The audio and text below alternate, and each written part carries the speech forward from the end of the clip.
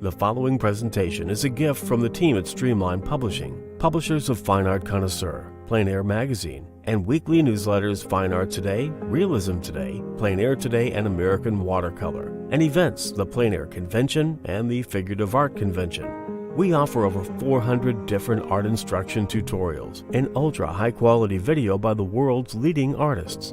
If you like what you see, help us support our artists and our team with your purchase. Each video aired has a special discount code for today only in the comments section with a link to the video offered. And to see everything we do, or if you want to receive notice of new releases, new products, and new events for artists, simply click the other link, which says, "See everything we do." Thank you. Hey there, I'm Eric Rhodes, publisher of Fine Art Connoisseur and Plein Air Magazine. Thank you for tuning in today. We're here every day, 7 days a week at 3 p.m. Eastern. The whole goal is to keep you occupied and thinking about and growing in art. We started it at the beginning of the coronavirus quarantines, and we will continue it. So today we have a great video for you. It's called The Secrets of Classical Painting with Juliette Aristides.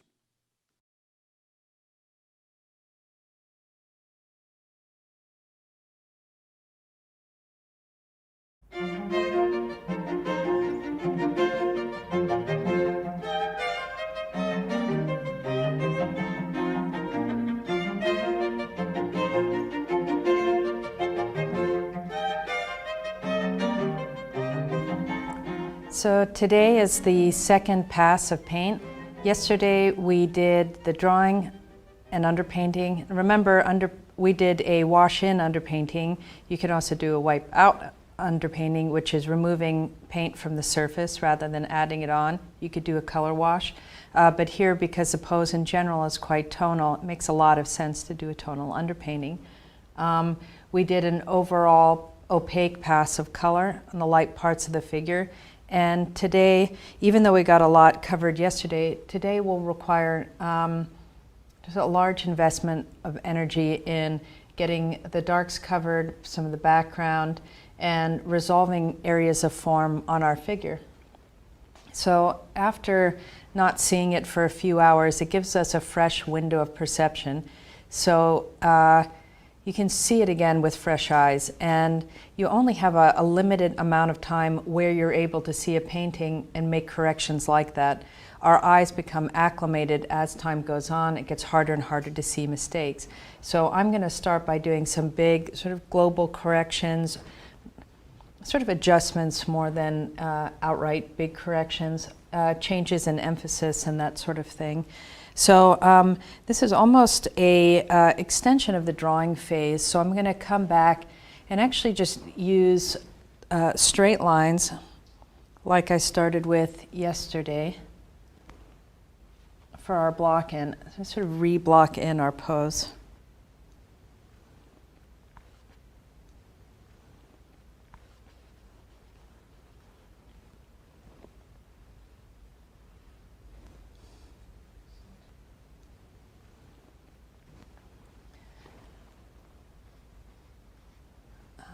So in the pose, the hair sort of alternates between being revealed from the neck and being revealing the neck or covering it up. And so I think I'm going to try to push it back. With paint, we have a fair amount of flexibility to change things and see what we think.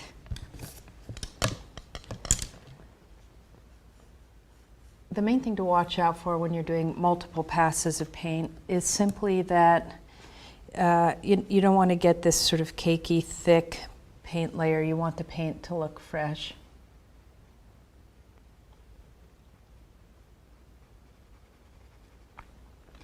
And if the paint goes over too many times, you can end up with a thickness that you didn't intend.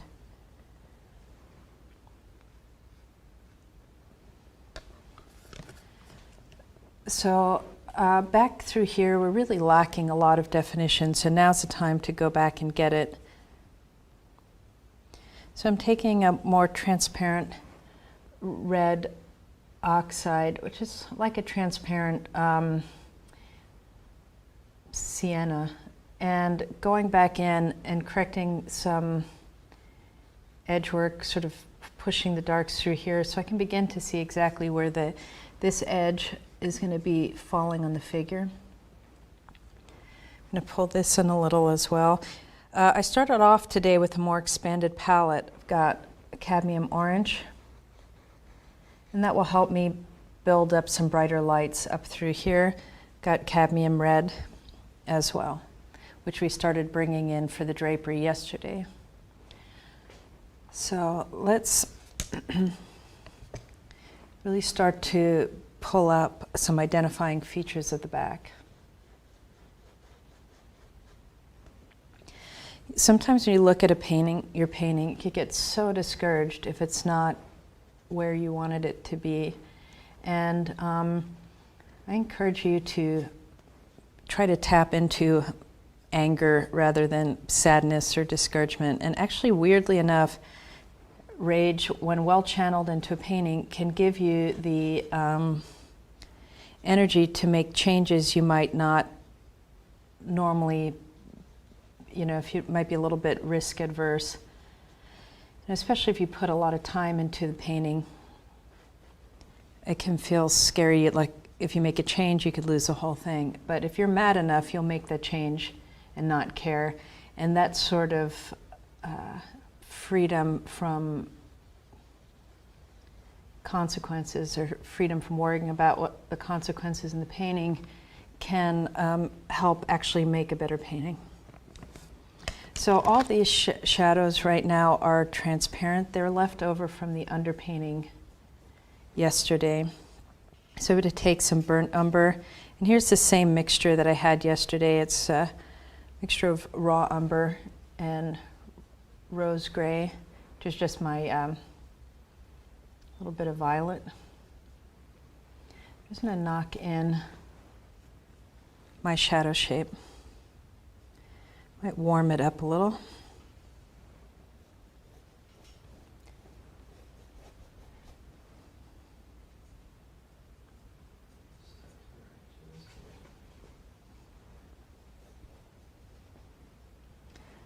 Okay, we're getting a lot of bouncing warms coming in from the drapery. So today is a perfect time to start to get that in once we knock the shadow in general.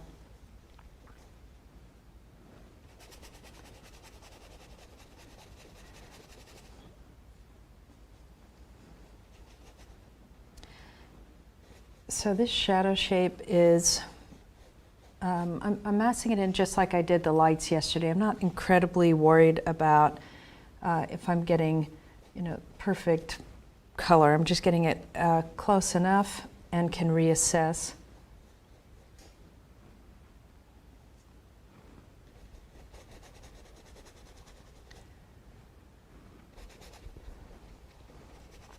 This is a large portion of the canvas, or a large portion of the figure, and so getting it in is going to actually change quite a few things.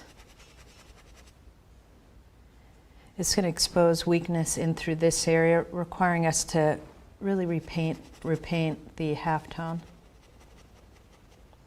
Halftones are things that people who are not artists don't need to see it, and they actually don't see it. There's no reason to notice halftones.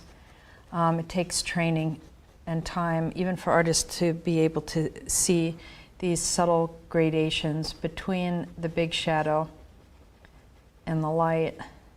But the reason they're so important is because it's the thing that describes the curvature of our subject. How wide is this curve? Is it a 90-degree curve like the edge of a table? Or is it a completely rounded curve like a sphere? All that is indicated by our, somewhat by the contour, but primarily by the degree of halftone. I'm going to take the Venetian Red and put it in the reflected light area.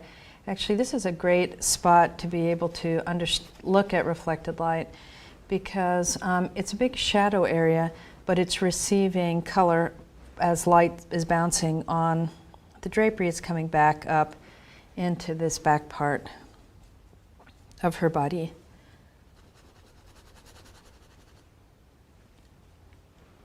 An area where there's no reflected light would be in through the hair here, through that back part of the hair. This is exposing some weakness in the painting here, so I'll have to go back and repaint the drapery in through this part, the undercut of the figure.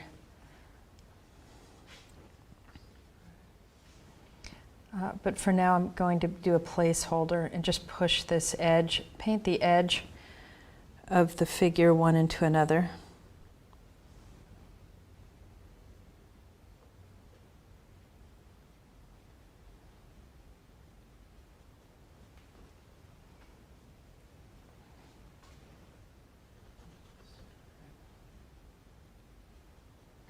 Okay.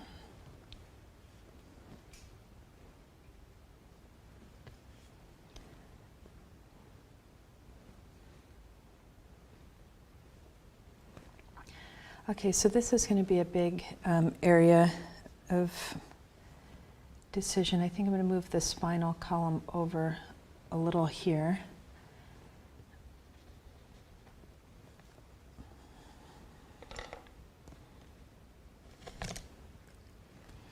So this would be a big swelling. It feels like this shoulder can pull in. The overall width of it is okay. But the tip can be more rounded.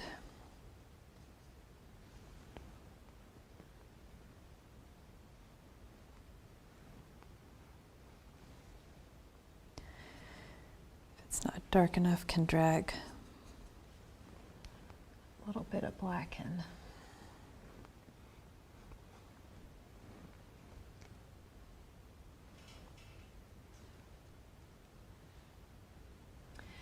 So this area is trying to figure out what angle this is, and by just putting a vertical next to that edge, I can see that this is, on mine is a vertical, on Moon's back it tips in on a slight diagonal, and that's great for being able to start to correct tiny inaccuracies in direction. So maybe it's time to just mass in the shadow shape, but let's actually wait. We'll just push the back a little farther and then go ahead and tone this down. The spinal column we'll have to resolve. Right now I want this continuity from this line of the back to sort of hug and pull that scapula around.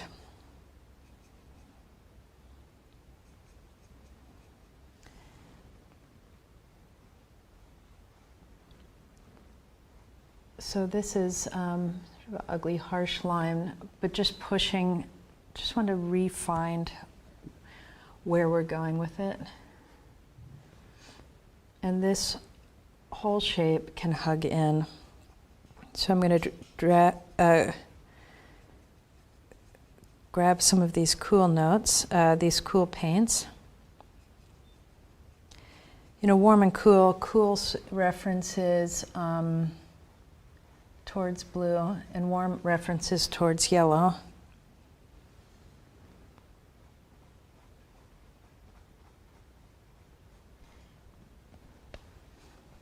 So the more I drop this edge, the more it should wrap around, or indicate that that whole shoulder, that whole scapula is moving away from the light.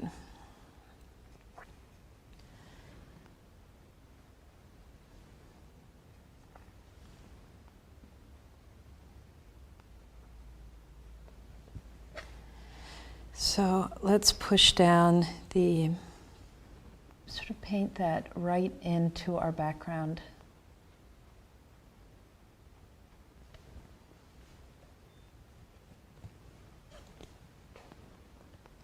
So in this area, we might end up actually not ever really seeing how this resolves itself.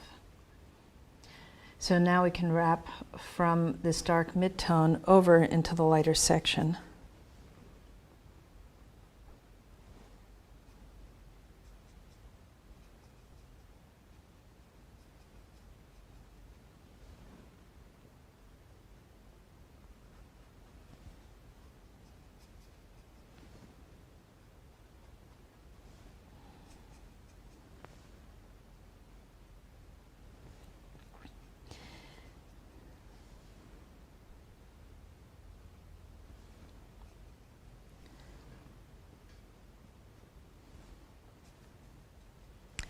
So with art, it's interesting. You'll find painters that are drawn to similar things over and over again. If you look at the work of Vermeer, you'll see basically an entire body of work around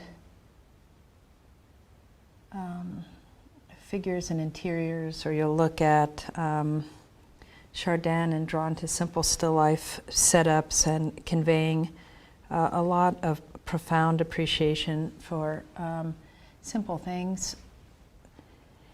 And with the painter Ang, you'll find him attempting one idea, and he'll do it 4 or 5, 6, 7, 8 times, all playing against each other and all striving for something. And I'm not sure what that is about. I guess it's a sense of being called by something, and each time is an attempt to get closer to it. And you'll find as your career in painting progresses that even our best work only approaches but never actually hits what it is we're striving for. It's all just a gradual creeping towards something, and eventually that desire to absolutely say what you wanted to say in a painting. And maybe the day that we do achieve that, we'll feel done somehow.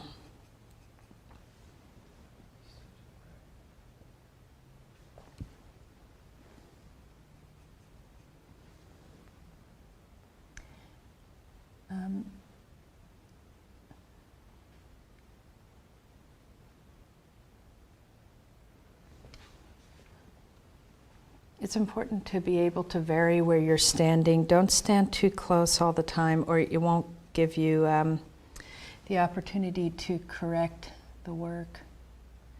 So these small changes, which feel probably just overly time-consuming to watch if you're, as you're looking at this video,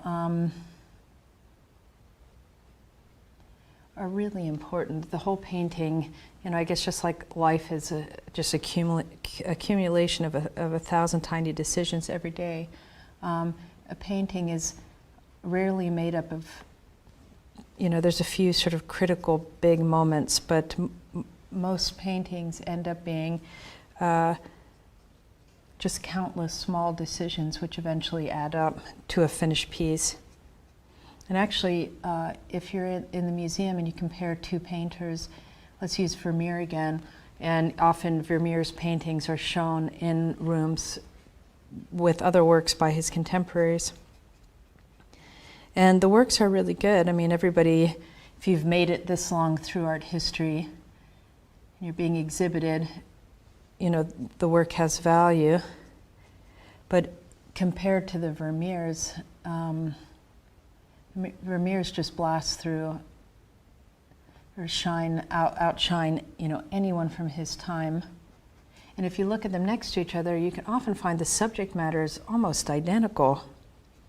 And so if it's not the subject matter that makes a difference between one painting and the next, well, what is it? What makes his piece so great?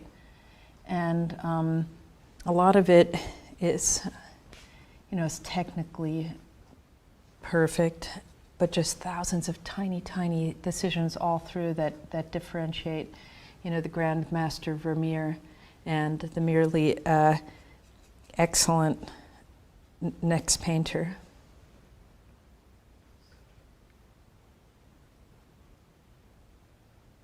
So this, we're going to wrap, grab a little green, olive green.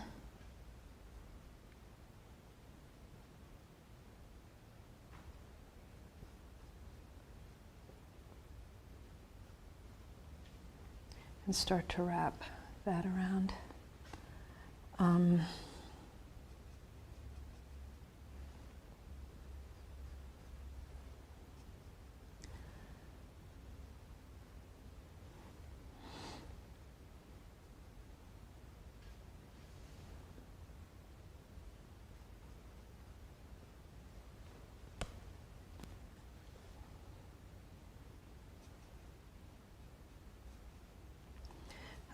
So I'm just going to mix up a little pure warm.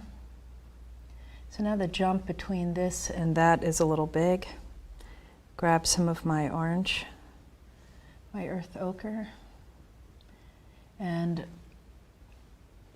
start wrapping this around.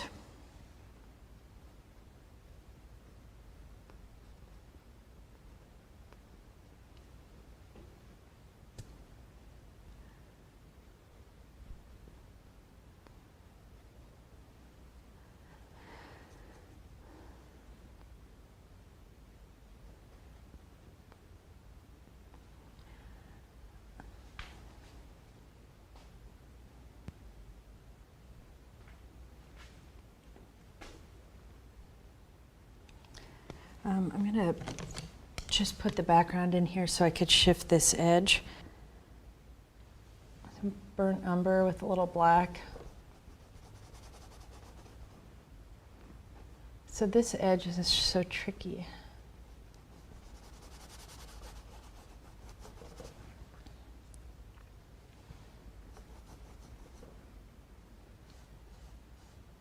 So I'm painting in the background so that I can begin to make a clear decision about what's happening with the edge along that side of our figure. Because it feels like there's just so many, there's just like a subtle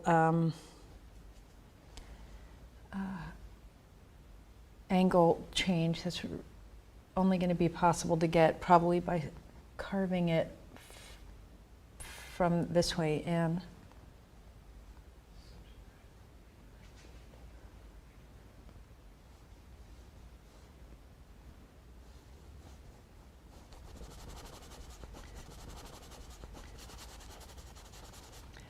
When painting your backgrounds, try not to have all your brush strokes going the same direction. It just looks funny if they're painted like a, all one way or all the other.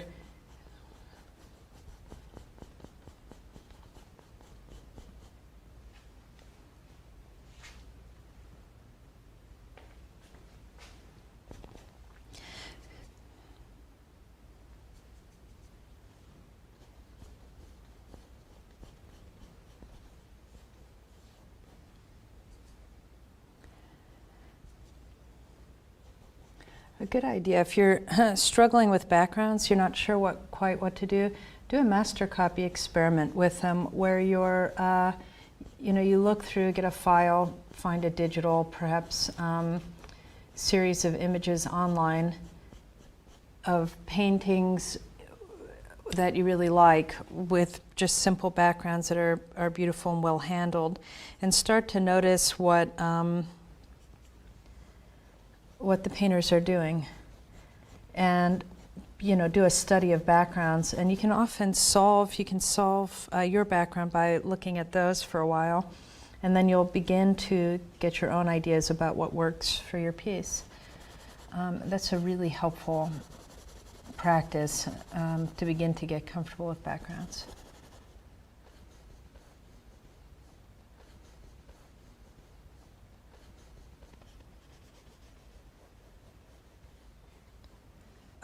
So my palette is always in a little bit of flux depending on what I'm painting, but I always set it up the same way in terms of the rhythm of it. Put white in the middle so I can easily mix my other colors with it. I'll have some range of yellows from light to dark. So here yesterday we had a Naples yellow. This is a brilliant yellow. Got Cad Orange, which I'm thinking I might end up using up in the lighter part of the skin. Always have a yellow ochre. So colors that I never fail to have would be yellow ochre, Venetian Red, burnt umber, ivory black. Those are standard alizarin, and we can talk more later, and I can show you on a glass why I choose those colors. They're very historically, they've been used historically a long period of time, and they give you a really nice coverage of the color wheel. So burnt umber, raw umber, and this is my Cad Red. This is the Venetian, the alizarin. These are transparent red oxide, olive green and black. And sometimes I'll change this out for my ultramarine blue. Sometimes I'll add a stronger violet. Here, this is my black with white to give me a blue. This is my ochre with white, like we mixed up yesterday. And so sometimes it's helpful, especially if a lot of area to cover, to mix up a few midtones. And that you can do on your own, just taking your palette knife and sort of experimenting what would be a helpful color for the piece. Now I'm just gonna, since I'm starting on the background, I think I'm just gonna put it all in, well, not all, but just in through here.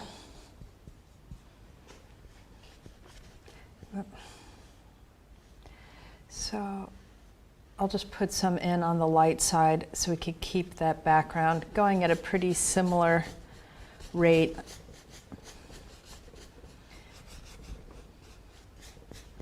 Using a big brush. It's not a bad idea to use the biggest brush you're comfortable using for the space you're in, with the exception of really tiny form areas where you're really trying to carve out specific elements of the character.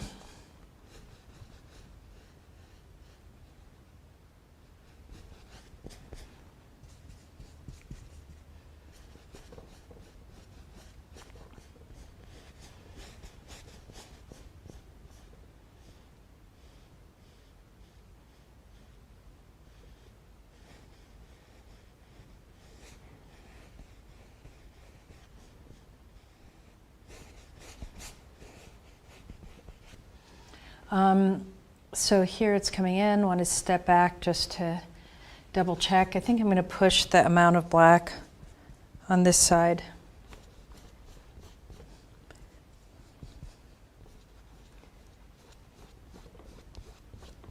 Just to get that in.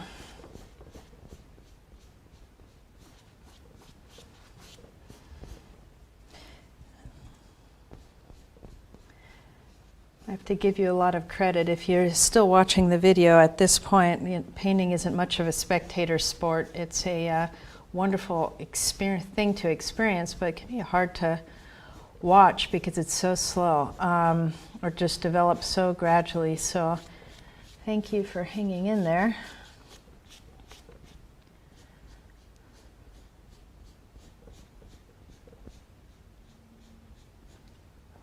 Okay, so stand back and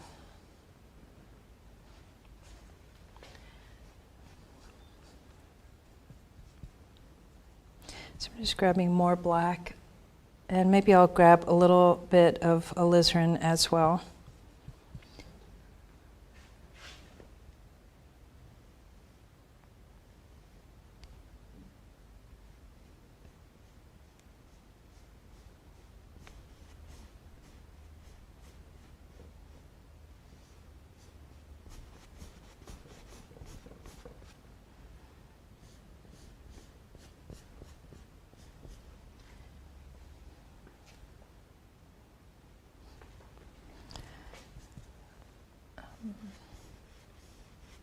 Just dragging it over here as well, because black, it's funny, certain colors when they dry they get really matte and it's hard to tell what, they dry lighter, to be honest, and it can be a little confusing to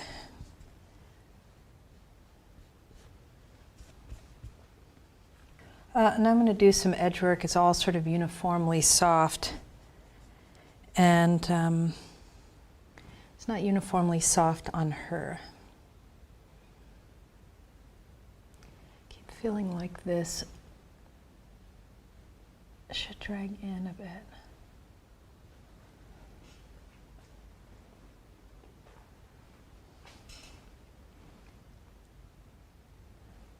Okay, so here the edge.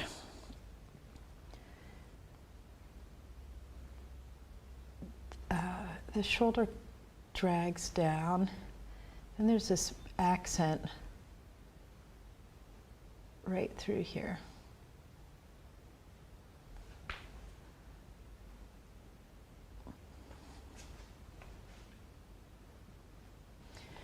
Let's get lower.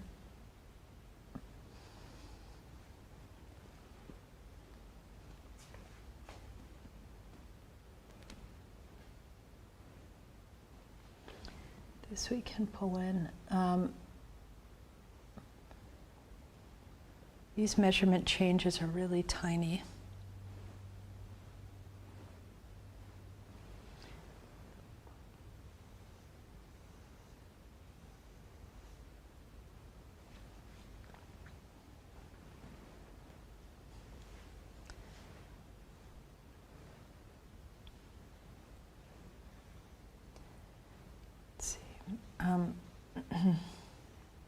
Bottom, I think, comes up higher. So that would be a drawing change affecting the drapery and the stool and stuff. So I'll get back to that later. I'm not going to correct it right now, just indicate it.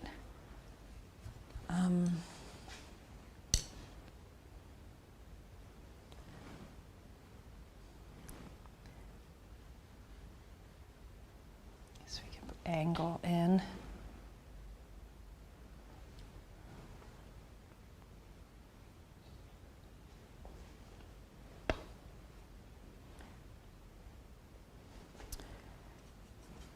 Leg, her knee and leg is tipped in a tiny bit more.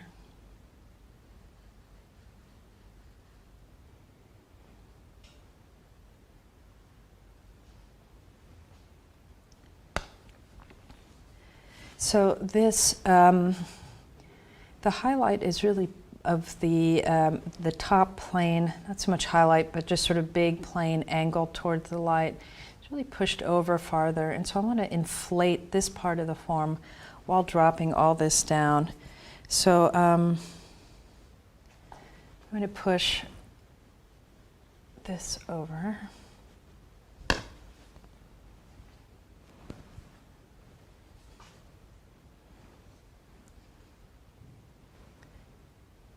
This can be higher up.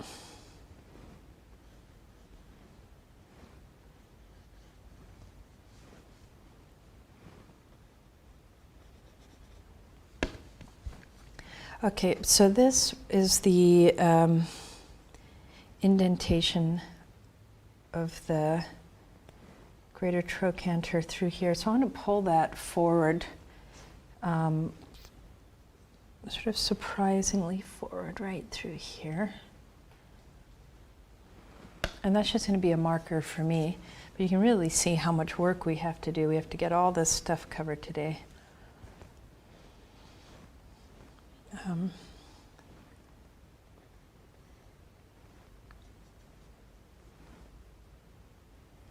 we can drop down.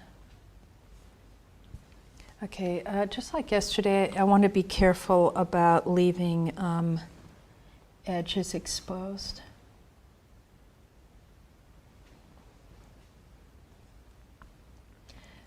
So this is I want to just adjust some of these edges of the figure against the background. We don't want to leave sort of thick, nasty edges. Sort of go back and forth between how much of the edge we want to show.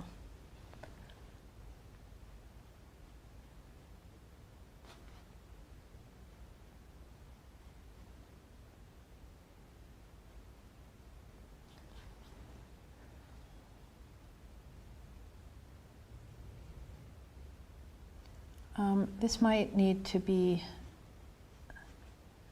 stated more forcefully again later, you know, back and forth, but for now, we'll leave it. Okay.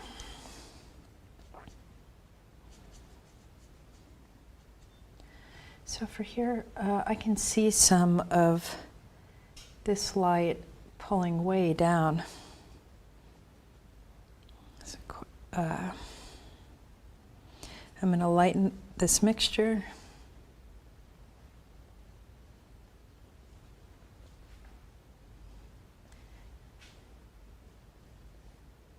Keep this back arching.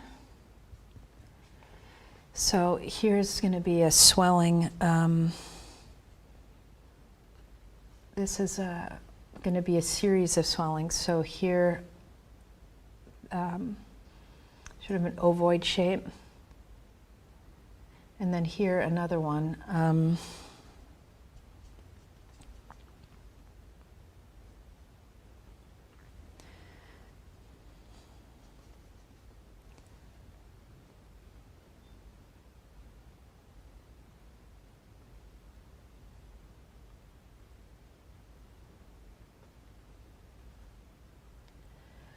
Okay.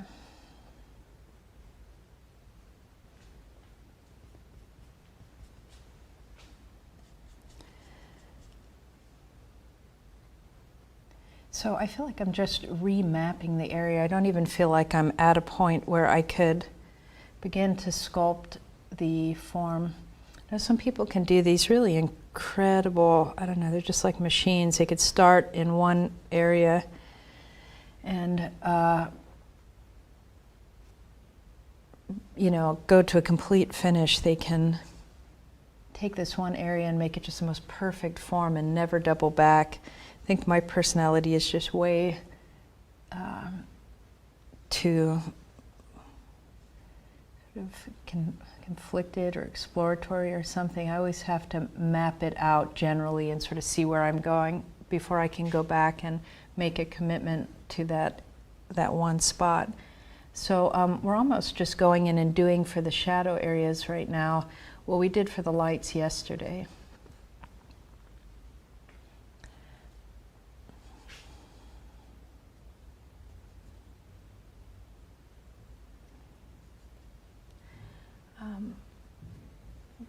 Going to warm up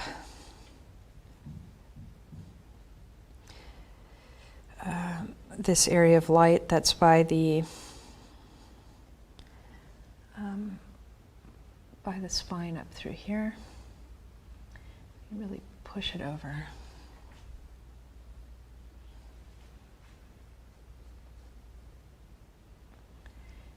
Light is going to concentrate right by the vertebrae here and attach.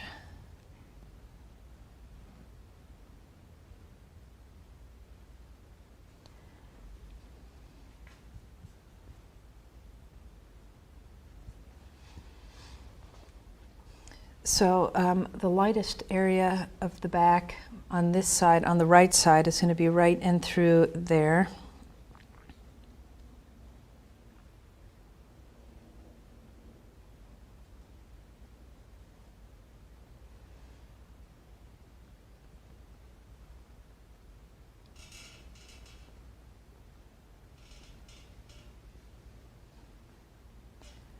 Okay. So we're grouping. We're going to group the lights. Continue to bunch it.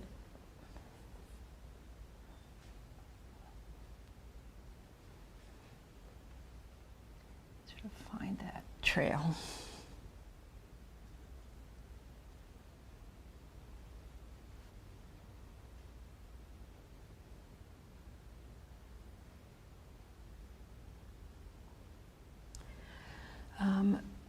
We're going to have to discover what's going on all through these.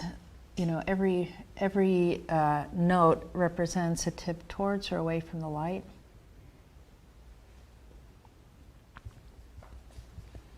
But even by now you're able to see, I'm sure, how every stage of the painting is covering some part of the process that wasn't explored in the stage before. With alla prima painting or quick painting, there's really a lot that gets, you can leave it unfinished and things can be sort of even wildly wrong and not look bad at all. They sort of have a freshness, sort of a dazzling freshness that works its way through the piece. And that covers up a lot of, can cover up a lot of errors and not feel bad at all. The more a piece gets pushed towards realism, the less forgiving your audience is, when they see things that are wrong. Things that are wrong look more incorrect than they do when a piece is just generally put in, because you can always say, well, you know, clearly it's unfinished. It's like, and so we sort of relax the expectations. But as we push the finish, we're setting a different kind of expectation that the piece will be resolved. So if the piece is resolved, then the one arm looks 16 times longer than the, you know, the other one. There's no mercy. And so that's why as you're pushing a piece to a finish, you can become a little bit harder on yourself as you're working. There's sort of a trade-off between freshness of execution and leniency of expectations. So this we're going to have to really drop down, or it'll push push the viewer's eye towards that area. So edges become important because they're a means of governing our eye throughout the picture.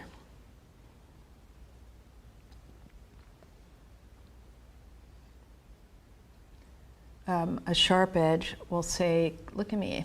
A soft edge will say, you know, I'm turning away, you know, go somewhere else. And it sets up the pace. A lost edge is a slow transition. A sharp edge is an accent point. And depending on how that's handled, often your soft edges will just allow one area to dissolve and slow the pace of the picture down.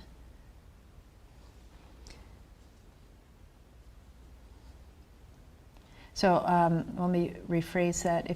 There's a pace by which we view the work, and that rhythm of hard and soft edges sets this sort of the pace of how quickly you sort of drive through this track or look at the track of the painting. This is a big mess, so let's get going on that area. Whoops, where's my alizarin?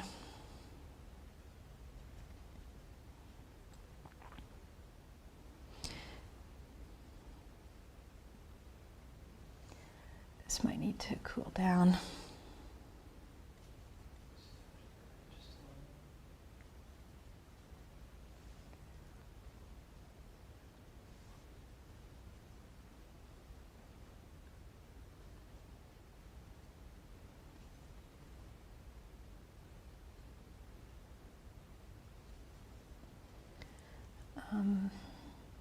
So now I'm just sort of transitioning from one note to another all through here.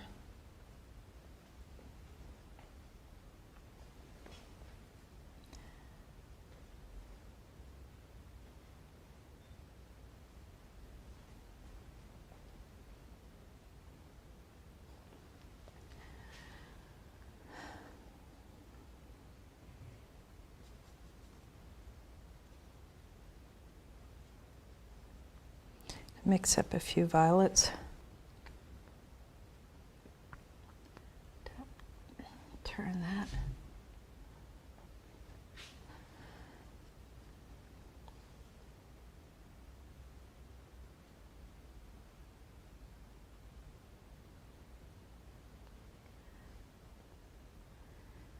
So there was a historical rivalry between painters who like to have their images pushed to what they'd call a licked finished, where you could see no brush strokes, and those who favored showing sort of the hand that they were executed with in their final piece, where things were less resolved. One was in favor of, and they would say in favor of energy and emotion, and the other one in favor of the intellect. And there's sort of a judgment call or sort of a moral connotation about each side. But I think that there's been so many different art movements, and each art movement coming out of each time period has something so uniquely interesting about it, such a unique contribution, that it takes the sum total of all the different forms of art in a weird way to mirror back sort of the range of possibility in reality. There's no way one particular kind can say everything that there is to express, or else there'd be no more need for painters. And so I think it more comes down to which sort of work do you feel like best expresses what's in you. And certainly even for work that ends up being more loosely expressive, to be honest, the best people in history who did that had solid training in their background. They didn't start with it, they finished with it as their primary mode of expression, if you know what I mean.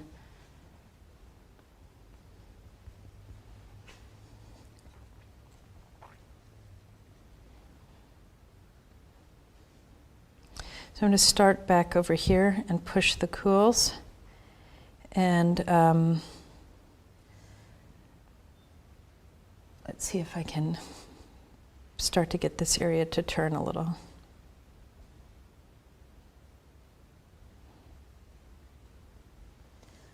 Whoops.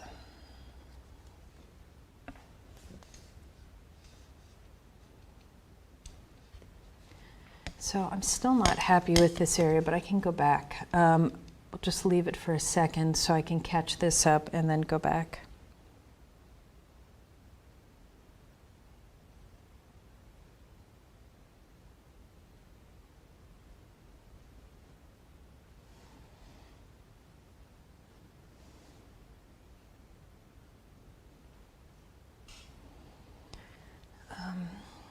Trying to get this value note dark enough so we can gradually push.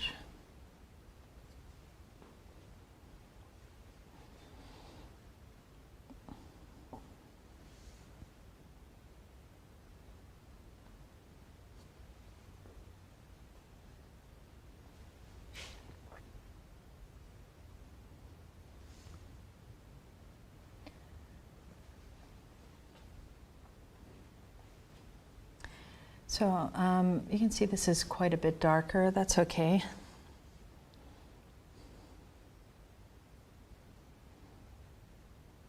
Here I'm strengthening the violets and maybe bring a little bit more umber into it. I might need to actually go and grab a stronger blue.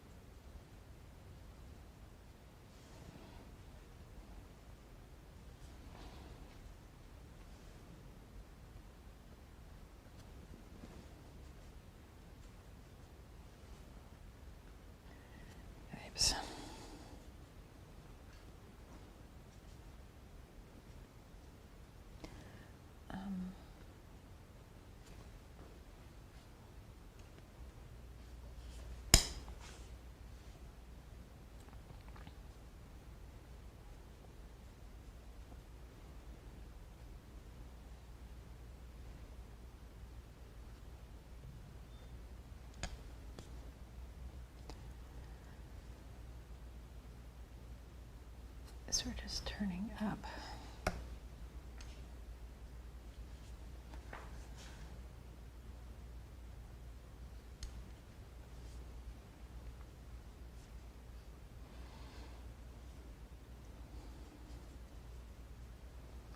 This we're going to drop.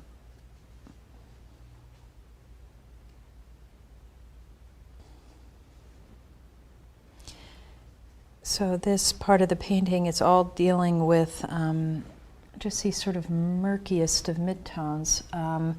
Feels funny, I'm sure, as you're painting these areas to be working so much with these sort of colors that feel so little like color. They feel more like these, just this sort of underworld of the color palette. And but they're absolutely essential for nuance, capturing some of the nuances of life. Yeah.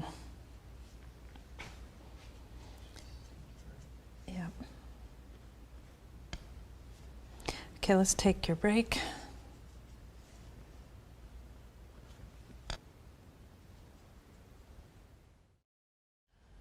Okay, so every time she comes up, I'm just going to take another look. This, now that she's sitting up there, it's because of a tiny cast shadow from her hair is over this edge, but I kind of like it, so I'm going to drop the value through there. And once again, I can always sharpen it later.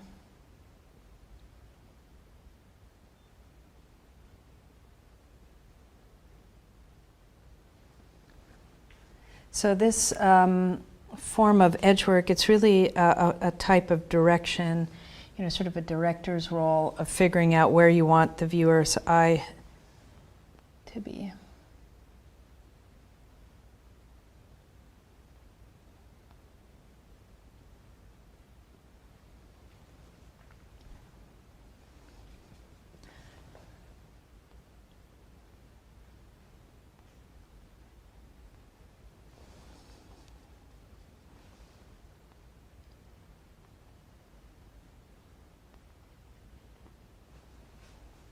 Okay, so I'm going to hop back down to where we were working after I soften this up.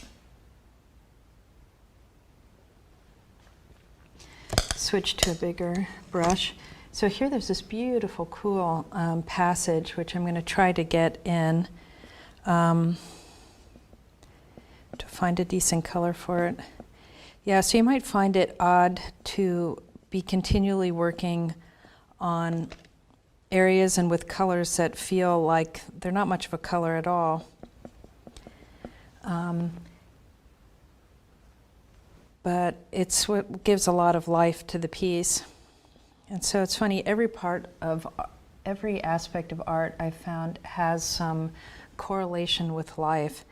Just weirdly so, I suppose if we were chess players instead of painters, we would find something similar, that the movement of the pieces on the board, the value of the pieces and the strategy relate to life. But the same thing with painting, you know, everything from the, you know, at the beginning we were working from large angles to small, and that desire to see the big picture before zooming in on small issues. And at each point, there's a form of analogy. And I always used to wonder what the analogy was for halftones, because I couldn't figure out why we're spending so much time painting these dark, grimy sort of aspects of the subject, these areas that weren't quite colors, you know, or colors so neutralized they didn't feel like colors at all. But you need them in order to reveal the form. And then it sort of occurred to me that as unpleasant as it is that our characters are formed by dark circumstances, and that, you know, often we spend so much time, or I spend so much time, avoiding situations that hurt or avoiding situations that are uncomfortable. It's so painful to feel like that. But those are the very circumstances that end up sort of creating us. And so I think the parallel for me is that, see, as I'm pushing those dark, murky colors, the depth of the figure starts to be exposed, the character of the figure starts to be exposed. And so we leave those out really to our peril, you know, in the painting. So as much as you can, go ahead and live with the discomfort of developing areas of the painting you'd rather blast right on through.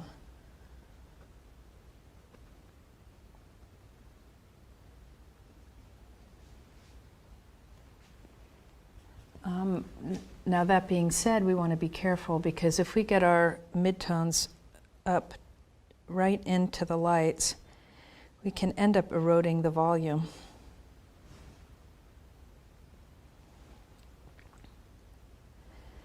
So we want to be careful that at a certain point we really start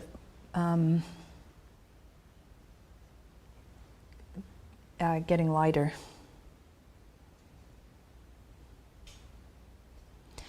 Grab a little bit of our Venetian Red. That's more than a little. Actually, if you do this, it's better to wipe it right off.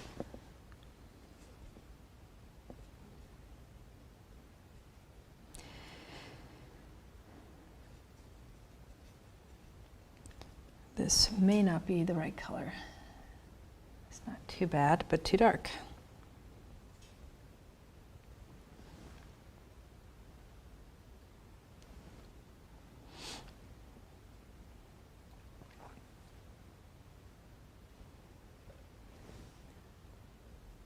A really good practice exercise for this is to turn the form in, simple objects like we recommend a sphere painting, or setting up a teapot or teacup, or an egg, or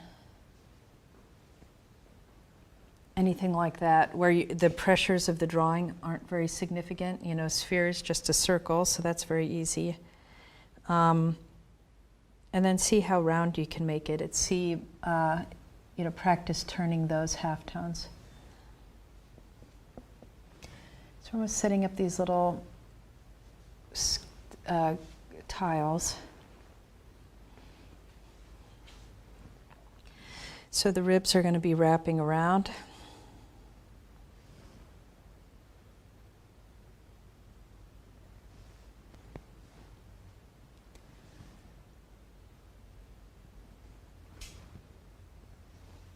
Here on the other side.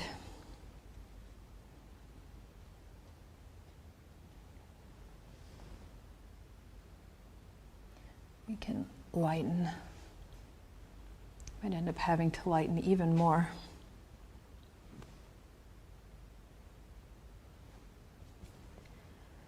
Okay. We've got the highlight catching the ribs. This rib as it comes down.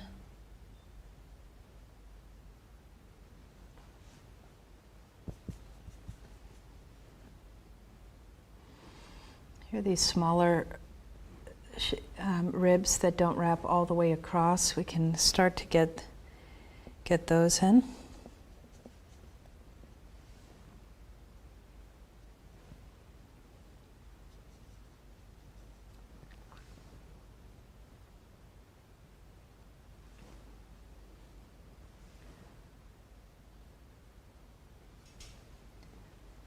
Transitioning, and this, might not be pushed enough. I could end up going back and doing part of that again.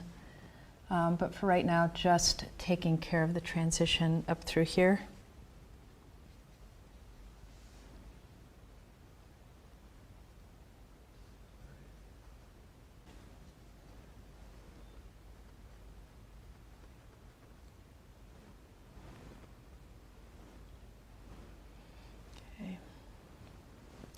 This, let's blast some of the color.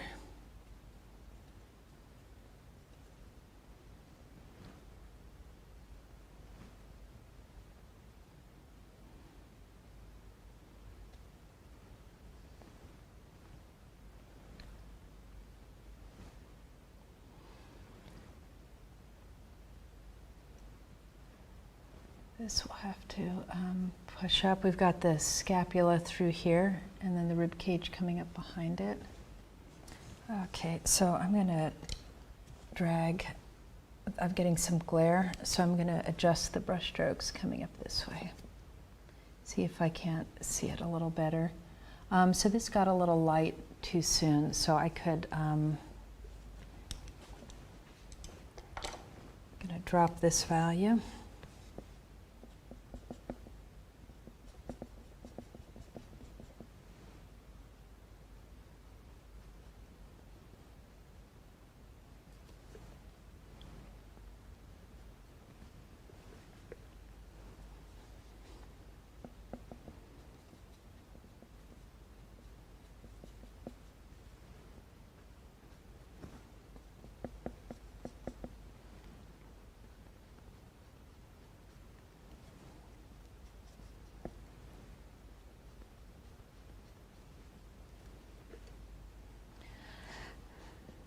Okay.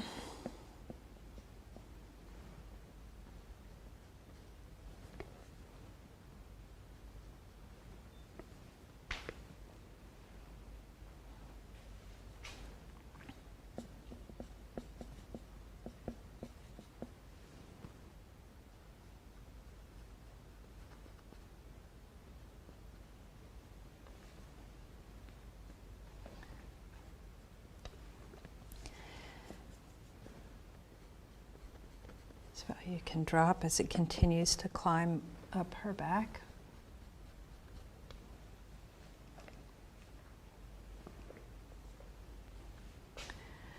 And over.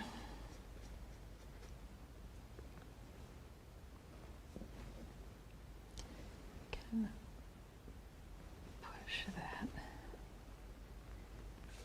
that seam here, and then push the dark.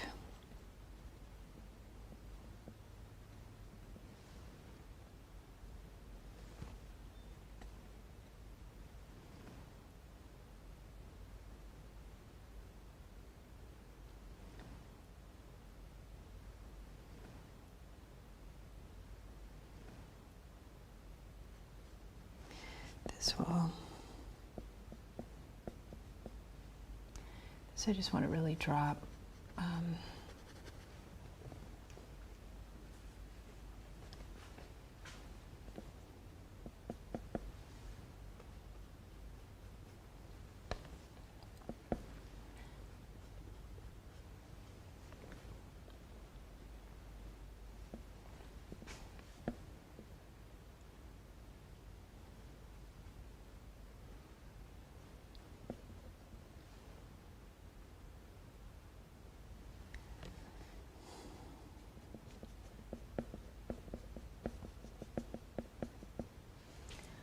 Okay.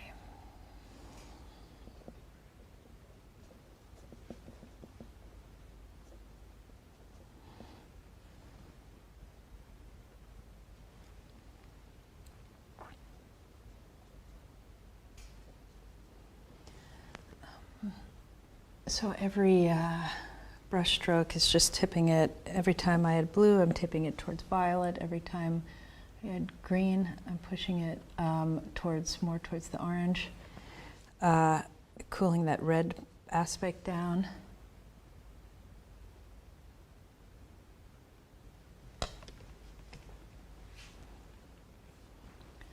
So.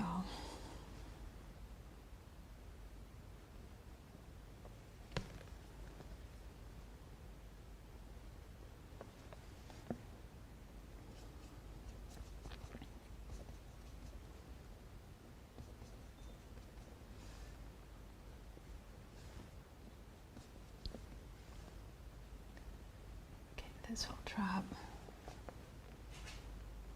So I'm going to end up sort of pumping up this, the lights, but first perhaps inflating right through there.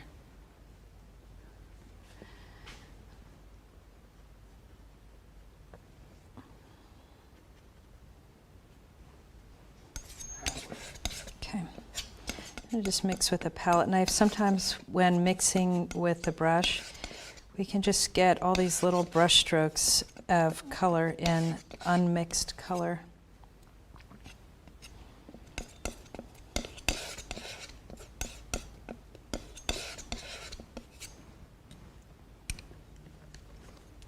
So I'm just going to start pulling up my lights.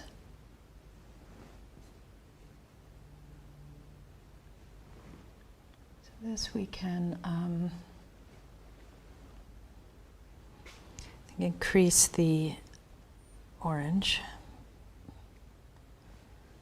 a bit more saturated. When we talked yesterday about pushing the brightness of a color through bumping up the chroma.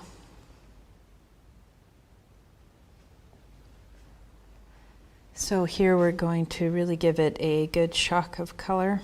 Because the painting's so muted, any increase in color is a bump. I guess my most chromatic areas would still look fairly neutral on a piece, on somebody else's piece, if they were using a lot of phthalos or other intense pigments. I'm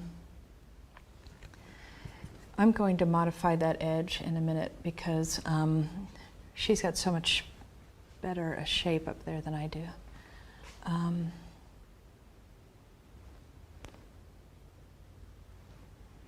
this we can start wrapping around. This is considerably turned. And we want to start getting some distance between here and the undercut.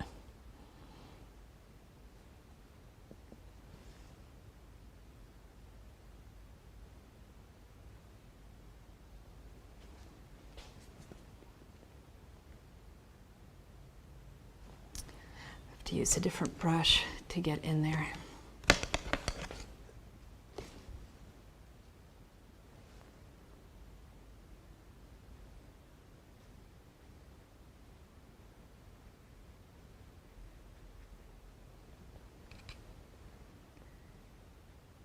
You could make a case that that's a little cooler in there, but for right now I'm going to settle for dark. Darker rather than cooler. Okay, so the light bunches here and then comes around through the back.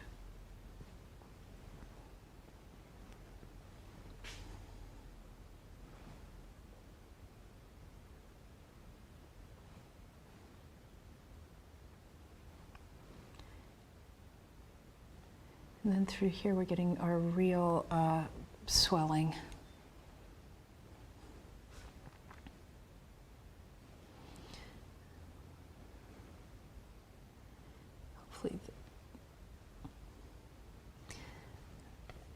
I'm going to grab some alizarin. Thought I had it.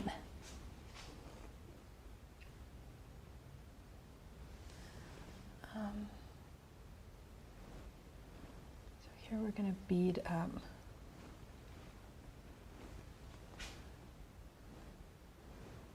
up that light.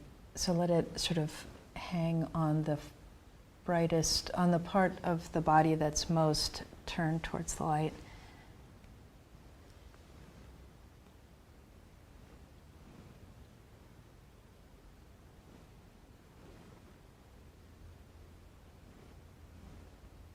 This, I'm thinking I might need some more brighter color in through there as well. Okay.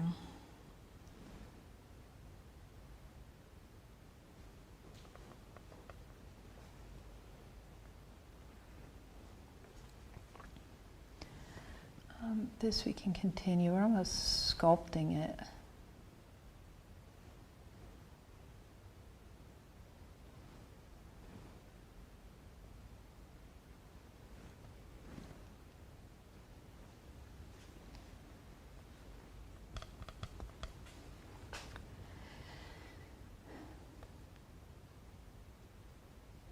So here we can begin to taper that light off.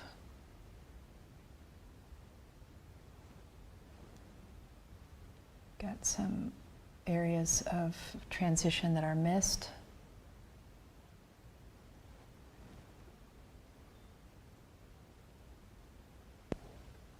So I want to get a pretty decent band of value running across. This we can perhaps, this is sort of an interesting point here. It is a hugely common mistake to go dark in an area that's really flooded towards the light. So just be careful in areas like this. If we could, if it can be a color change rather than a value change, we're sort of better off for it. So it's an economy, it's a form of economy. So in this area, we're going to opt for a value, a color rather than a value change.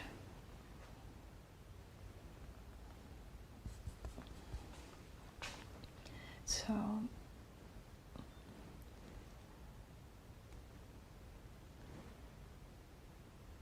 bunch up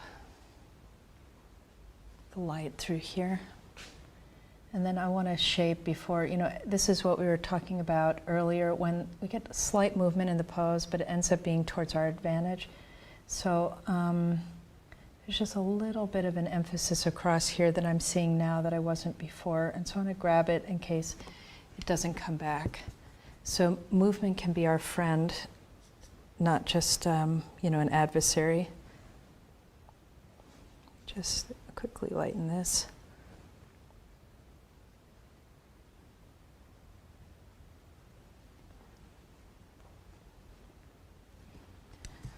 Okay.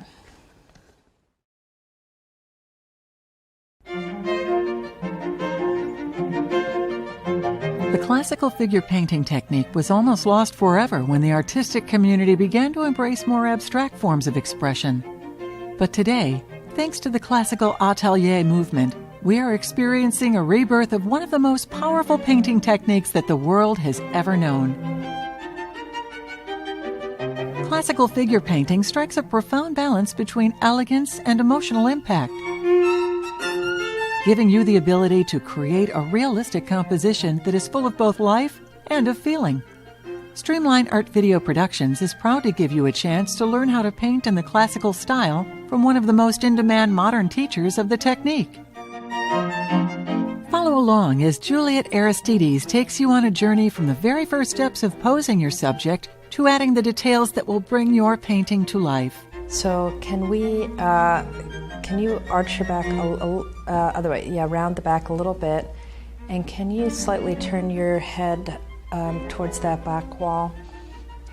In this all-new video, you'll receive profound insights into both the theory and application of this timeless painting method. So with this pass, I can actually get a little bit of modulation of the surface. So I'm going to go ahead and try to find where some of that shine is on the hair. Juliette will show you step by step how to create a beautiful lifelike figure painting in the classical style. She'll reveal how to develop the unique eye of a classical painter, how to draw the charcoal on your canvas to establish proportion, and the exact color palette, brushes, and tools she uses. You'll also discover the classical technique to expressing the muscles of the back, shoulders, arms, and other parts of the anatomy that make up the human form. You'll learn how to express yourself through a new lens of stunning realism using the classical technique, and so much more. I'm going to take the Venetian Red and put it in the reflected light area. Actually, this is a great spot to be able to look at reflected light because it's a big shadow area, but it's receiving color as light is bouncing on the drapery. It's coming back up. This exclusive 8-hour video training gives you the tools you need to create a beautiful figure painting that captures the pure and essential sense of humanity within your own personal vision, even if you're a complete beginner. Secrets of Classical Painting with Juliette Aristides is now available on DVD and digital download from Streamline Art Video Productions. Secrets of Classical Painting with Juliette Aristides.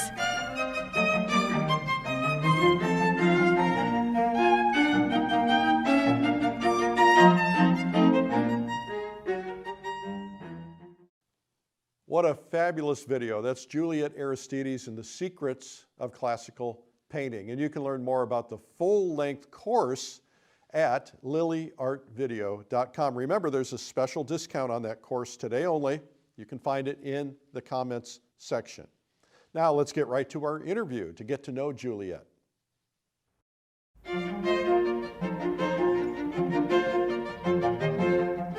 Hi, I'm Eric Rhodes, and today we're with Juliette Aristides, and we're going to find out a little bit about what makes her a great artist and what makes her tick. So welcome. Thanks for having me, Eric. I'm kind of curious. I like to kind of go back to the root of things and start out at the beginning of life. I understand that as a young child, you and your family immigrated to the United States. Tell me a little bit about that. Yeah, we immigrated when I was small. We had a big family in Cape Town, and my parents were wanted to leave for a couple reasons. You'll notice when you travel, there's a lot of South Africans everywhere you go. Part of that is they like to travel. My parents thought that when their kids got big, we would end up leaving them and to go somewhere else. So part of it was preempting to move here.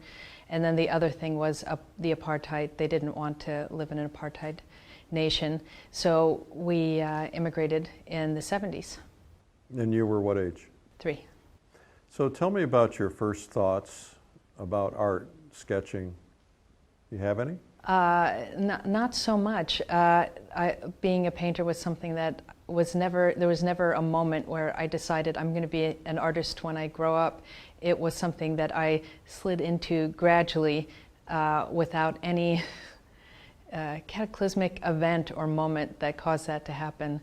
And so there's never been any plan B.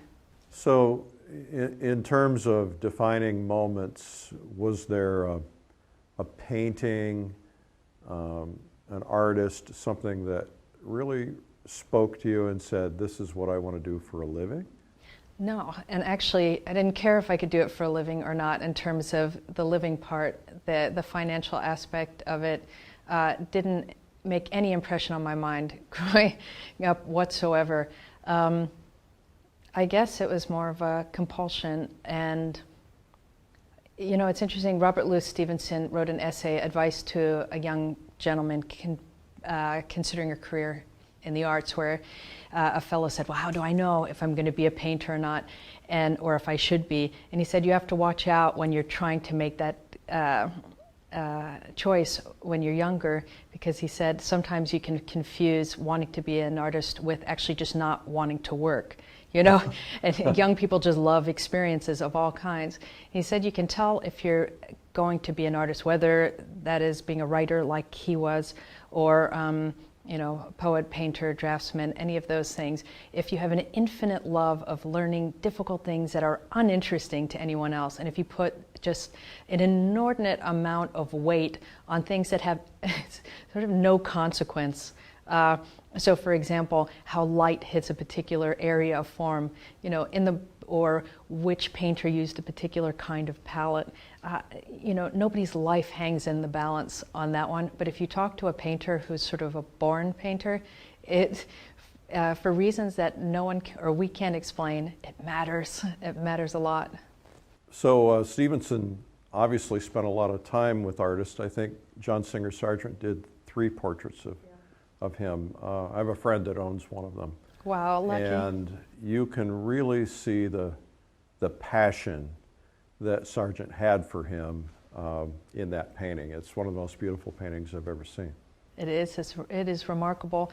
I found that the temperament of writers and painters, it's really the same impulse. It's just channeled a different direction. But the desire to help people see, you find when writers write about why they do it, and not just one, but almost, I think, every one I've ever read, it's a desire to get people to stop and to pay attention, and almost perhaps share in the delight that they've felt in looking at it. I mean, perhaps, never really thought about it, but perhaps they have a secret love, and you know, a love with what they're experiencing, and the writing or the painting is a way to say, hey, check it out. Is that what drives you? Is it you want other people to look at the objects or the pieces differently, to see things differently? You know, perhaps it's a form of communion in that way. Have you read Tolstoy? He wrote a book on art, and he said that he tried to explain why, do you try to do it to capture the beauty of painting? What is it? And for him, it was, he had such a weird word, infecting of emotion, like the actual transference of an emotion. So for him, it was just a desire perhaps to communicate, and that is such a foundational aspect, to not be alone. And if you think of it with painting, it's perhaps one of the most deepest forms of communication, because it's there's no words involved. You're literally seeing through a painter's eyes. And if the painter's a very, very good one, it is an emotional experience, and it creates a sort of collapse of time. So you look at it and you feel. And I guess that's the same for books as well. And you've got a kind of friend in them.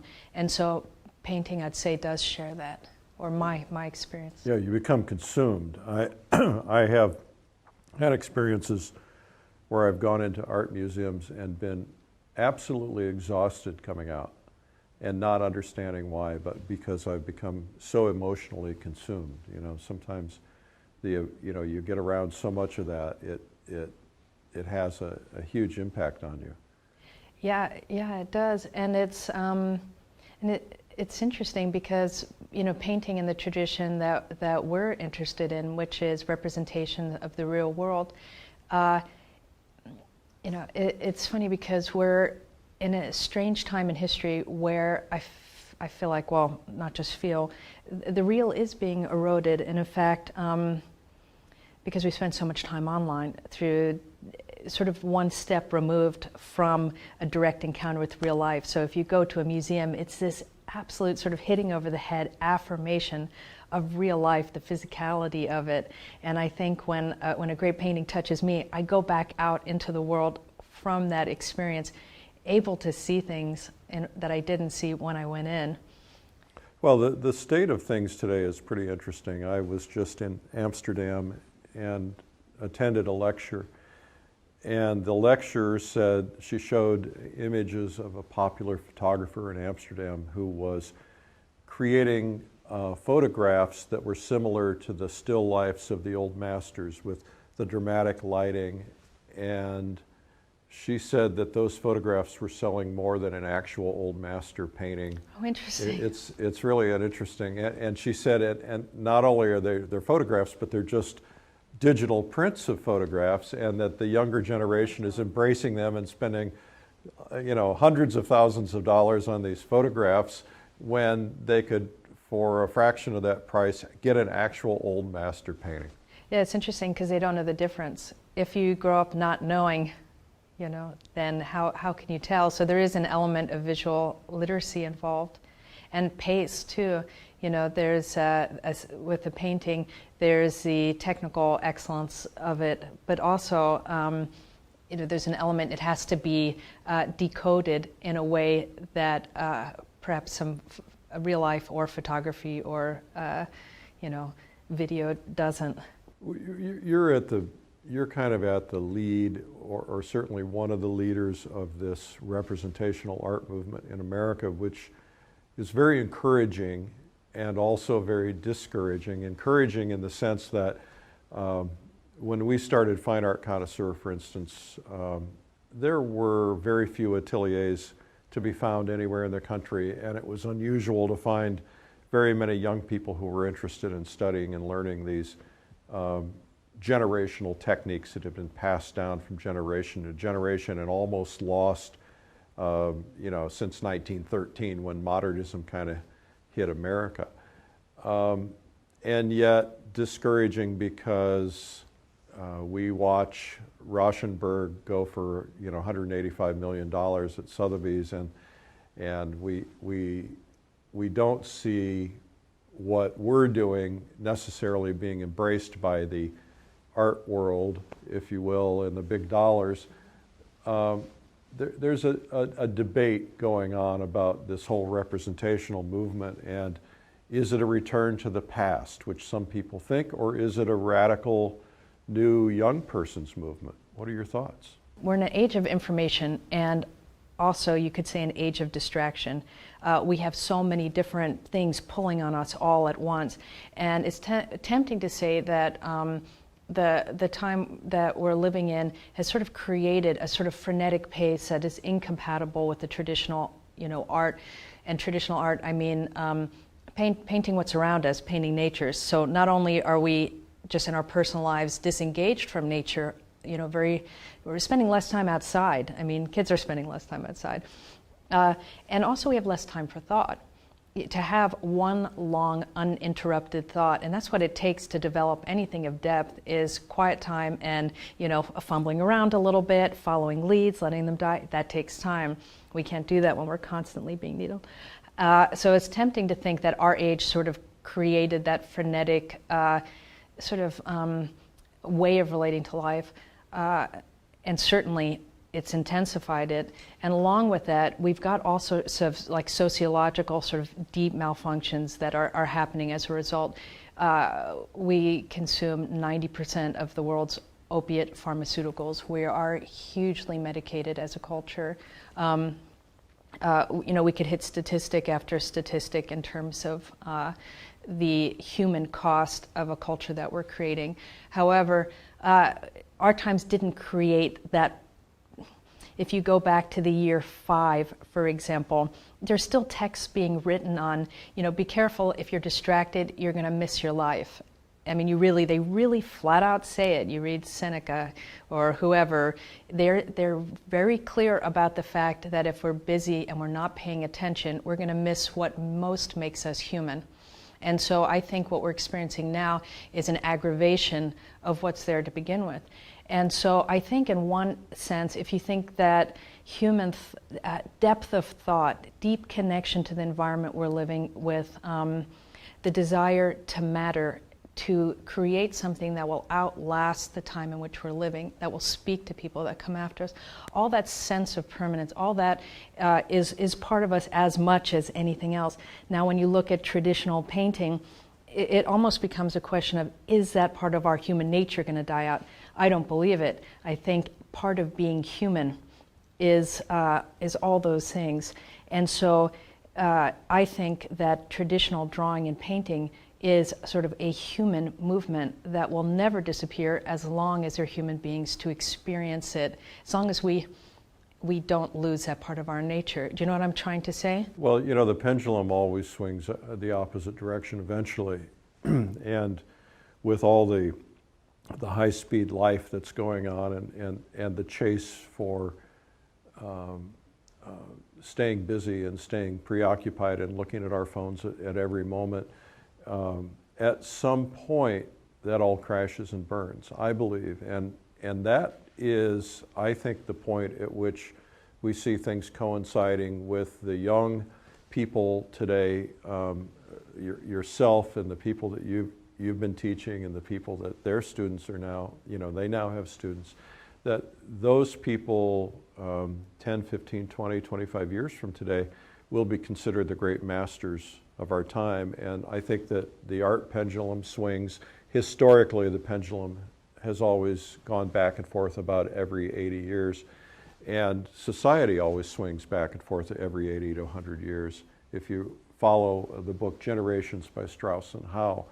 And so what I think will happen is that these things will be icons of peace and icons of relaxation and icons of depth when people start realizing that they've completely trashed their lives by spending every minute stimulated rather than not allowing themselves to be stimulated so that they can use their brains. Yeah, you've just come right out and said it, and it's absolutely true. I mean, people can debate the point, but deep inside, it's, regardless of whether this art movement is ever sort of lauded by a larger, culture, it doesn't even matter to me. If art, art's supposed to needle a little bit. It's supposed to be countercultural. Art, what we're doing stands outside the culture as a whole, so we're able to speak into it in a way that others might not be able to. And so I think the fact that there's a little bit of disjoint between sort of big commercial art and what we're doing, I think that it's always been a little bit unique, in the whole industrialized era since 19th century even, that idea of pouring an enormous amount of time into something that's handmade and quirky and imperfect. So, you know, I think, to me, yes, it will be accepted in bigger ways perhaps, you know, it will come back and fade, it won't disappear, you know. Well, one hopes not, and quite frankly, I keep telling young artists, be careful what you wish for, because they're saying, you know, gee, why am I not getting the kind of levels of money that we're getting for, you know, some of the modern abstract artists out there today.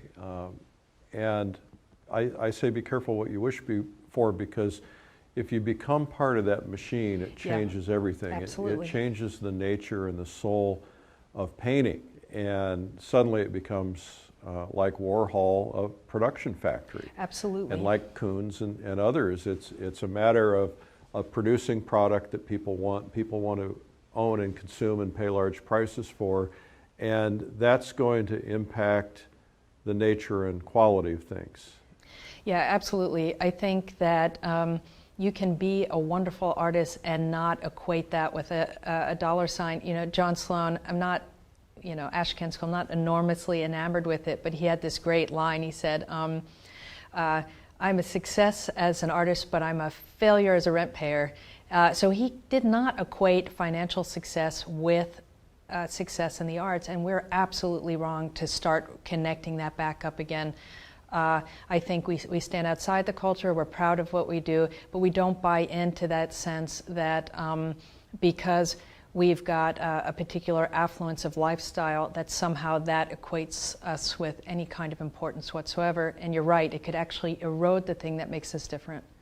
Well, there's a purity, and a purity that can be lost with the financial aspects of it. The purity of someone who is painted completely from their soul, from their heart, versus the purity, or the loss of purity because of, you know, the temptation of, well, you know, the gallery wants some more of those little red barns because they sell so well. And you know, you wonder, what does that do to you on the inside? You know, part of you says, well, you know, I need the money, I need to succeed.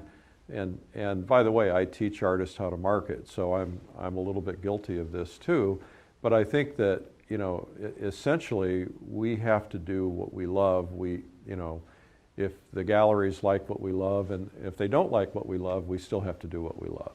You know, we have to think of what we have to offer the world. What we have to offer the world is not, you know, necessarily our personal, you know, comfort, or how you know, what model of car we drive. I mean, that's such an obvious thing, but we have real medicine for a time that needs it. We can't forget that.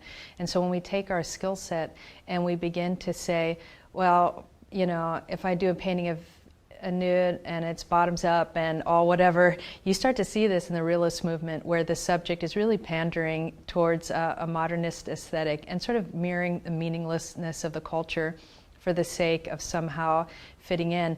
And in that moment, we lose, well, let's put it this way, we miss our opportunity to share what is most meaningful about what we have to give, you know, I'm saying.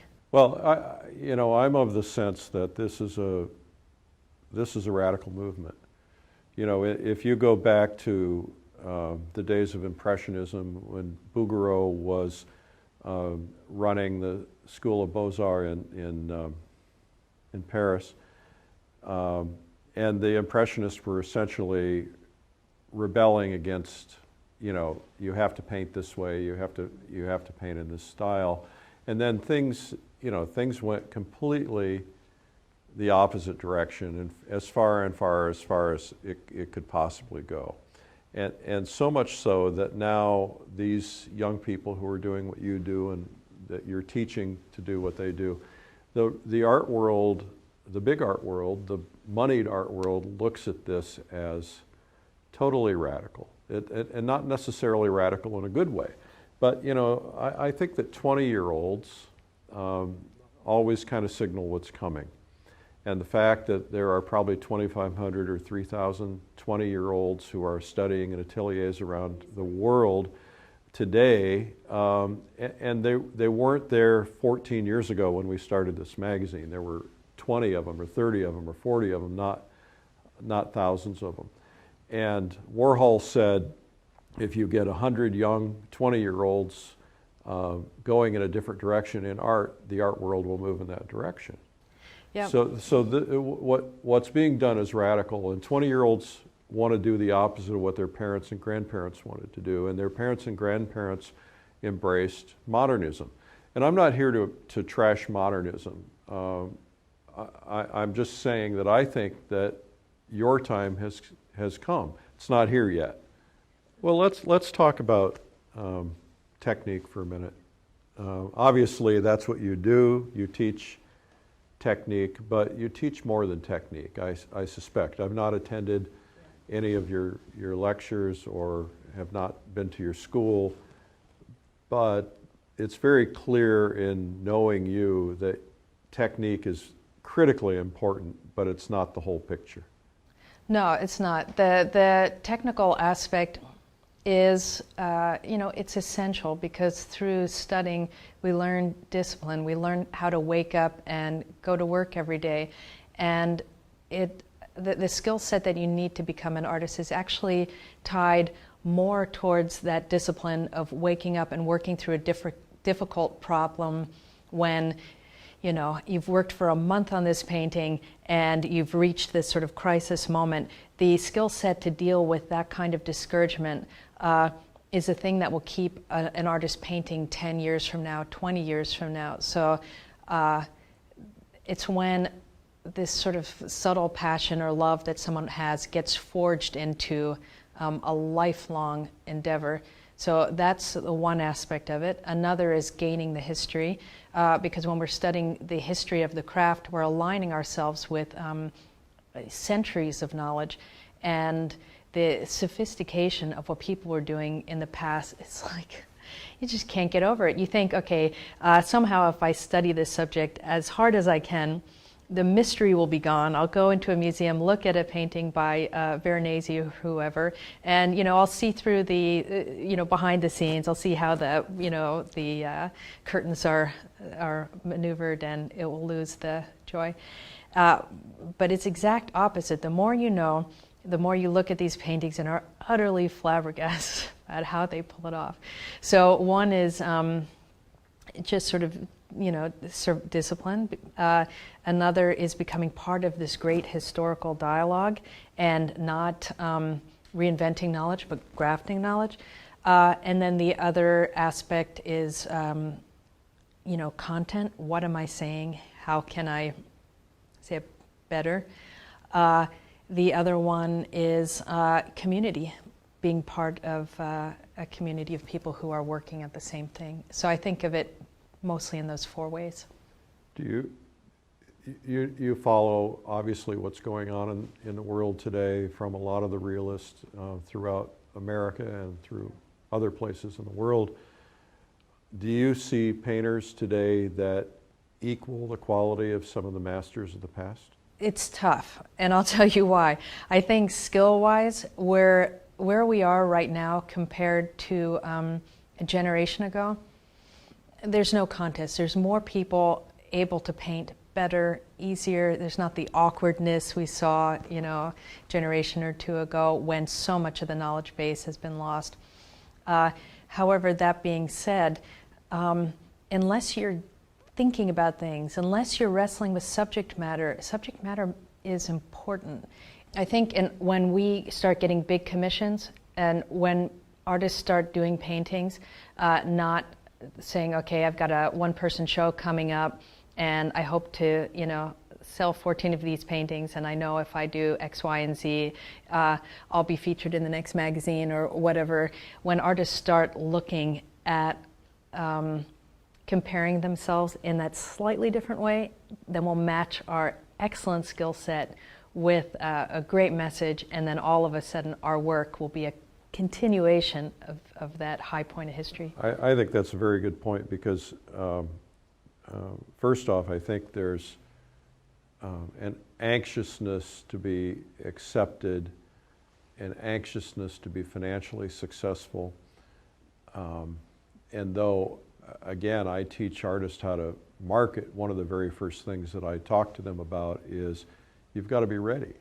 And it takes time to be ready. And most people are not ready when they think they're ready. Talk to me a little bit about the process. There are people who are watching this video who have not had the opportunity to go to an atelier, who maybe have not even been able to go to a workshop of someone like yourself or Jacob Collins or Daniel Graves or others. What do you think are the important aspects that people need to go through to learn this process and the disciplines that come with it? Can you talk about your process and what you think is important for students to learn in the order that they learn them in? Yeah, the atelier movement, for people who aren't sure of what that is basically studio schools, independent studio schools, where it's not broken down into individual classes. So if you go to a university program, you might take, Thursdays from 6 to 9, you would take figure drawing, or perhaps there's no more figure drawing in many programs, but design or whatever it is. With an atelier program, you are learning under an individual artist, and you have a lot of hours. You'll study for years.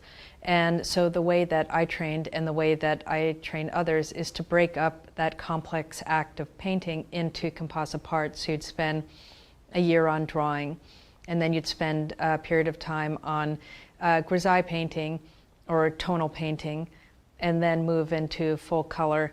And in that time, you'd also study anatomy and other things. And so what I would encourage people to do if they're at home is to practice. I think it's just too easy to get discouraged if you go straight to the end result at full-blown portraiture in full color without ever having the baby steps that most professional artists all professional artists go through to be able to get the technical skill to where they are. So for example, if, often when you see these demos, or I'll see a demo of someone, and it's just mind-blowing. It's like watching one of those slow-motion nature videos where they have, they're watching a flower like open, and you can say, well, how do they do that? Well, you just watched it. Can't you tell me how that flower just opened? And so with painting, someone can actually watch from beginning to end and never quite lock in on how it's happening. And that part that's missing is all the hours the artist spent, doing the skills. So for example, if we go watch a figure skater go out and do a triple axel or something, just because we watch them do it, well, how did they get so good? They'll learn how to skate, and then they'd learn how to do small things. And so what I'd encourage people to do is don't assume you don't have an aptitude for it, or that you won't even be exceptional if the first couple steps out the gate you fall flat on your face. Everybody does that. They're just not showing you. They're just not telling you about it. So go and learn how to draw. Build up your drawing skills, and then take these little projects, these side projects. So my new book is Lessons in Classical Painting. There's a series of very discrete exercises. Practice those till they're your friend, and then you'll find the one skill will build, the knife skill. So we'll end up going into, you can chop your onion, now you have your base for your soup, that sort of thing. Well, I think that's really an important element, because we're in a society of instant gratification, and we give our kids awards for losing. I do it anyway. And I tell people, anybody can learn to paint. Yep. They think that there has to be a artistic skill. And I do think artistic skill enters into things at some point, but I believe that anybody can learn to paint. I have always told people, if you can learn to cook, you can learn to type, you can learn to paint, and you can learn to draw, because really it's a technical process. And if you just will stick to it and have the patience, you can get there. Absolutely. That's true. It's absolutely true. It's interesting because there's at one time everyone could write. Like if you look at early American drawing manuals, it's fascinating. They'll have calligraphy and you're learning penmanship, which is an accomplishment, and everyone's is a little different. It's no uniformity. Go from that to geometry. So you'll find the same book, calligraphy, going to circles and triangles, and then basic geometry, perspective and drawing. So, and it would be a primer for, secondary school kids. And there was this sense of course, you're going to beautifully write, and of course, you're going to be able to draw at a certain level. We can all learn to play a little bit on the piano. It has nothing to do with whether we're going to end up being a great composer, a great pianist. Nothing to do with it at all. And in fact, the best work isn't always the paintings that I love the most aren't always ones that are going to win any awards for being, the most gigantic, ambitious paintings ever. They're quirky and they're authentic and they're interesting. And so it's more about finding that match between who I am and the painting I end up with. When I look at that painting, do I see me in it? And that's, you need competent skills so you're not making huge errors. You don't need to be Michelangelo, and nor should you be, because he's not the only painter that ever lived. The world is big, and well, and it's got to start with about painting for yourself. Yeah, I believe. I think the minute you're painting for others, it changes the nature of things. Yeah. Yep, absolutely. And so I think anyone who learns how to paint, it just increases your pleasure of life. There's no downside to it. It's all an affirmation. It really is. Well, as a painter, I can tell you that my eyes have been opened to light and shapes and clouds and colors, driving down the road, almost driving off the road because I'm staring off at some shape of the clouds and the colors in the clouds, and nobody else in the car notices them because they're just, to them, that's just the day. That's when life really happens. Yeah. That's real life. If we could live in that all the time, it would be the richest, longest, best life of all. I think those are our high points. Well, I think that in a sense, being an artist is like having enriched senses. It is. It's probably the same if you're a gourmet cook. You have enriched senses. You're really able to put things together and taste them, or being a vintner. But as an artist, seeing things in a different way. And the next closest thing to that is experiencing an artist by going to a museum or to a show and being able to just slow down and stop and look and let those senses kind of engulf you. Yeah, it absolutely is. You hit it exactly correctly. It's an enlargement. It's almost like superpowers, like a superhuman superpower, that all of a sudden you're noticing things. You walk just right by, and that experience of deep communion with the people we're with and the things we're seeing. Ruskin, the great drawing instructor, said he'd rather teach people to love drawing so that they can then appreciate nature than to learn to draw for its own sake. And so we'll end up with beautiful drawings or paintings perhaps if we keep at it long enough, but what no one can take away from us is our deep love of life. When all is said and done, hopefully you've got a lot of time left, but when all that time is gone, what do you hope people will remember you for? Or do you care? It's interesting. Maybe I do the books for these reasons, because I've spent so long studying. I want to leave a gift of, I took the long road off trail, and really want to share that. I don't want that to be lost. And when I started studying, there was no guarantee that this tradition would continue. Now I'm encouraged that it will. I don't know how I want to be remembered.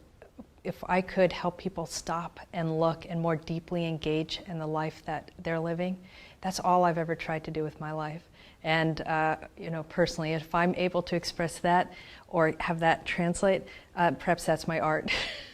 Well, there's a lot of people don't understand what occurred, and you're to be applauded, you and a handful of others. There were some people who managed to keep these techniques alive that had been passed from generation to generation for 500, 600, 700 years. And we almost lost all of those people. Yeah, we did. At the beginning of the modernist movement.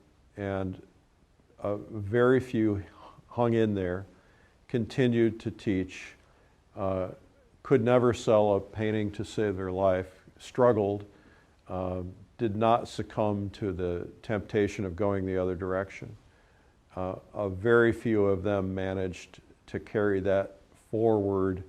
And really, you're part of the next generation, which is now, and I don't want to use the word senior because you're not a senior. No, it is. But 100%. you started at a very young age, and now you and Jacob Collins and Graydon Parrish, Daniel Graves, you really are the people who have carried this movement to the next generation. And now it's really interesting to watch as the students that you've had are now starting their own studio schools. It's amazing. It's really weird. And it's like a blossoming, a flower. You know, it's like watching popcorn grow in a can. You know, I can't keep track of it. Yeah, at the beginning, for the first, I don't know, it felt like for the first, decade and a half, I knew everybody. There were no surprises, and now I can't keep track of not only individuals who are painting and painting so well, but schools and institutions. It's a gift to be able to watch it. And it must be very gratifying, and we all owe you a giant thanks, not only for your time today, but a giant thanks for devoting your life to teaching and to helping others find beauty and to helping these young people learn the techniques. And you worked very hard and struggled and went through all of that study and frustration to get to learning what you learned so that you could carry it forward. And I hope that the people watching this will take that on for themselves and will carry it forward too. Thanks so much, Eric, and certainly you've had a huge part in this as well. Your accomplishments are just extensive, and so thanks so much for having me. We're honored.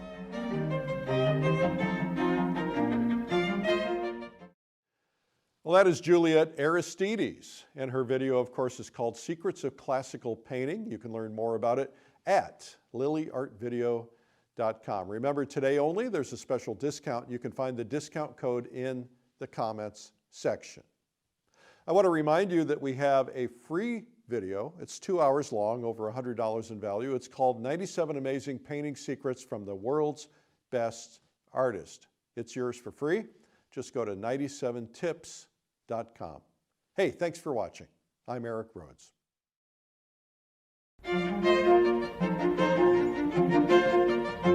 The classical figure painting technique was almost lost forever when the artistic community began to embrace more abstract forms of expression. But today, thanks to the classical atelier movement, we are experiencing a rebirth of one of the most powerful painting techniques that the world has ever known. Classical figure painting strikes a profound balance between elegance and emotional impact, giving you the ability to create a realistic composition that is full of both life and of feeling. Streamline Art Video Productions is proud to give you a chance to learn how to paint in the classical style from one of the most in-demand modern teachers of the technique. Follow along as Juliette Aristides takes you on a journey from the very first steps of posing your subject to adding the details that will bring your painting to life. So can you arch your back other way? Yeah, round the back a little bit. And can you slightly turn your head towards that back wall? In this all-new video, you'll receive profound insights into both the theory and application of this timeless painting method. So with this pass, I can actually get a little bit of modulation of the surface. So I'm going to go ahead and try to find where some of that shine is on the hair. Juliette will show you step by step how to create a beautiful lifelike figure painting in the classical style. She'll reveal how to develop the unique eye of a classical painter, how to draw the charcoal on your canvas to establish proportion, and the exact color palette, brushes, and tools she uses. You'll also discover the classical technique to expressing the muscles of the back, shoulders, arms, and other parts of the anatomy that make up the human form. You'll learn how to express yourself through a new lens of stunning realism using the classical technique, and so much more. I'm going to take the Venetian Red and put it in the reflected light area. Actually, this is a great spot to be able to look at reflected light because it's a big shadow area, but it's receiving color as light is bouncing on the drapery. It's coming back up.